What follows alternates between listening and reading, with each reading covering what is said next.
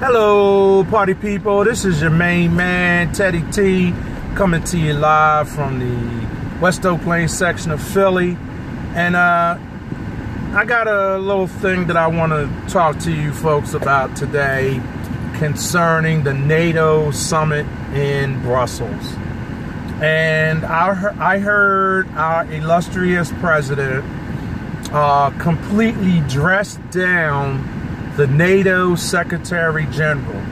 Now, I'm not trying to be condescending, but for some of those who may not know what NATO is, NATO stands for North Atlantic Treaty Organization.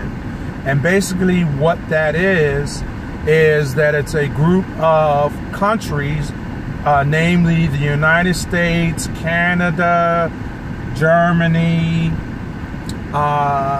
and France are part of NATO. And the problem is that the president is under the assumption or belief, and I don't know why that he keeps repeating this, because he has already been told about this, but he keeps insisting that NATO owes the United States money, and NATO does not owe the United States money. What it is that these countries have pledged a certain amount of money to defend their country, and in the interest of doing that, what Trump's problem is that he's saying that the United States is spending somewhere in the area of either 3.5 to 3.7% of the gross domestic product of the country on defense spending for NATO, and that these NATO countries, I think the only one that's even at 2% right now, I believe it is Canada. I have to research that to be certain, but I believe it's Canada. But everybody else is either at 1.2, 1.3, 1.7, numbers like that. And honestly, though, it still comes down to that they don't owe the United States money. What it is that they just need to pay more into this fund that NATO uses to defend these countries. And he's also pissed off that Germany entered into a deal with Russia for an oil pipeline that is supposed to be an $11 billion deal. But the problem is Germany has an energy shortfall, which means that they need to insource their energy from somewhere else. So they made a deal agreement with Russia. Now, the funny part is that Germany, France, Canada, all these countries are well aware of Russia's reputation, but at the same time, this is a game that has been played for a long time. And but if we want to start getting all technical about everything, think about when the Allies invaded Normandy, and when they were being fired on by enemy tanks, guess whose fuel was fueling those tanks? American petroleum companies were selling the fuel to the Germans and the Russians. So what are we talking about here, folks? But what I'm upset about is the fact that he dressed down this gentleman from NATO. And the guy from NATO was being very diplomatic, saying things like, well, you know, during the Cold War, we had these dealings with Russia, blah, blah, blah. I'm sorry, but I'm a different cat. So maybe that's the reason why I'm not the NATO Secretary General. But having said that, if I was, what I would have said to him, quite honestly, was we need to talk on the side for a second. If you ever decide to dress me down in front of these people again, You do this to me one more time. See, you got this time. I'm going to get this to you because I'm just giving it to you because I'm thinking you're inexperienced. This is your first time as president of the United States. And maybe you're just not sure what you're doing. But I'm going to tell you this. You do that to me again, one more time, we're going to have a problem. We're going to have a serious problem. And guess what? I am not going to take this line down. I'm the NATO general. I'm not some flunky. I'm not a guy that works for you. I don't work for Trump companies. I'm not on a reality television show. This is life, buddy. And you are not going to talk to me and dress me down in that manner ever again, because that's disrespectful. And if you do it again, I'm going to disrespect you in front of the world too, because I'm not going to take this nonsense from you. That's what I would have told him had I been in that position as NATO general. Having said that, the other part of it that's galling is that NATO general, the Secretary General rather, is a staunch ally of the United States, as is France, as is Germany. Although things have cooled quite a bit since him and Angela Merkel from Germany have not seen eye to eye. And even with Justin Trudeau in Canada now, he has cooled the relationship down quite a bit. Trump has cooled the relationship between Canada and the United States because of his rhetoric.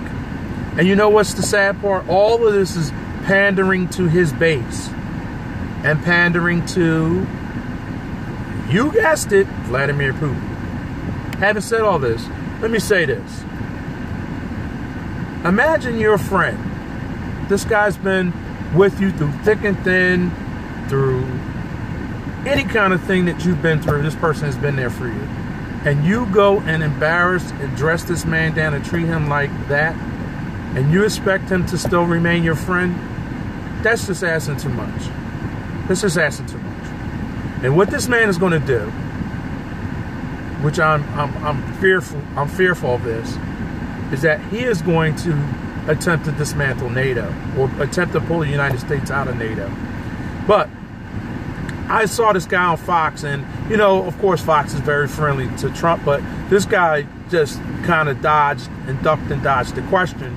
And he's a retired general, and I was really kind of surprised. But the cost that it would take for us to remove our troops from Europe far outweighs the cost of leaving them in Europe. And here's the thing.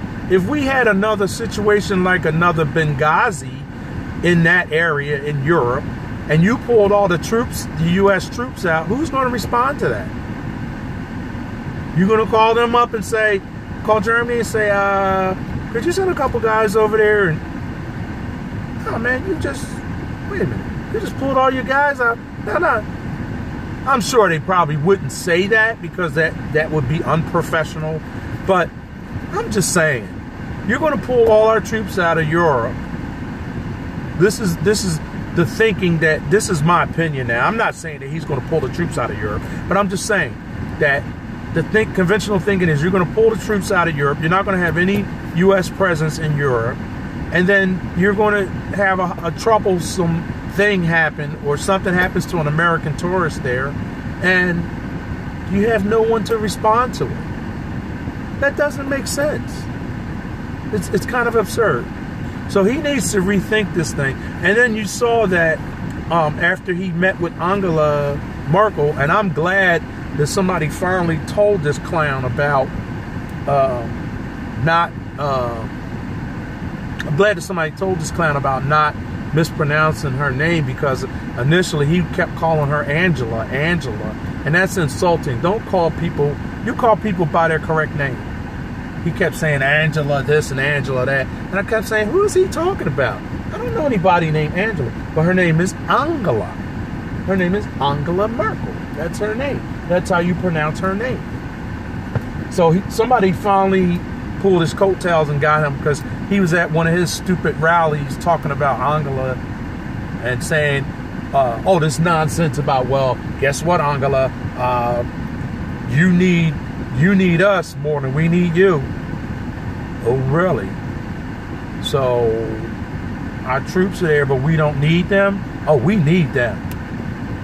We need their permission to use their bases. We need their permission to use their airspace. I mean, you're not getting the full picture here. You can't just fly over these countries. You have to have permission from their governments, because they will shoot your plane down. I don't care if it's a U.S. fighter plane or not. They will shoot it down. Come on now, you got to use common sense here. This isn't working.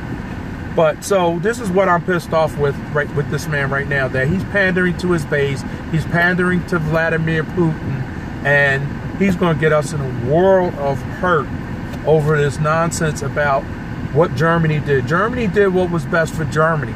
Germany had an energy shortfall. The United States wasn't able to step up and help them, and Russia was there, and they're able to build the pipeline. They're going to build a pipeline from Germany to the United States. Does that make sense? Come on, stop playing. So the reality is that this man is just really, really unprofessional. He's not getting the picture. He's spewing these half-truths or non-truths, basically lies. And, you know, what are we doing here? So it's an embarrassment. And then when he said the other day that, well, maybe when I go to these meetings, the easiest one is going to be Putin. Of course the easiest one is going to be Putin, because you're already in Putin's pocket. So that's easy. Putin loves you. But at the same time, guess what? You're putting us all at risk because of your narcissistic behavior and your misinformation and ignorance of history. Don't you realize that they even said that President Reagan attempted to do something back in the day, and all Trump kept saying was, well, no president has done anything but me. I'm the one. Me, me, me. Nobody cares. Because guess what? This stuff is all above our pay grades anyway. We don't have any control over this stuff. But the reality is, don't sit there and lie and say that you're the only one that did anything, that you're mad at them because of this. And then when you go to see Angela face to face, you tone down your rhetoric because you realize, this is my thought, but you're realizing that Angela Merkel can say, hey, buddy, take your troops and hit the road. I don't need you. Oh, you don't need me? Guess what? I don't need you either. Bye. You know, so I think he realized that. That's why he toned it down.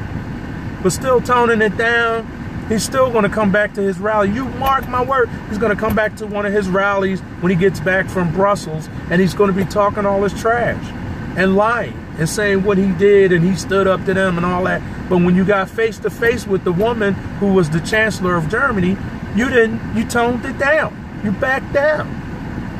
What are you doing? So all this tough Tony talk is pointless. You're not going to do anything. So don't even talk it. Anyway, that's my rant for today, folks. I got to get out of here. But you take care. It's been your man, Teddy T. Later.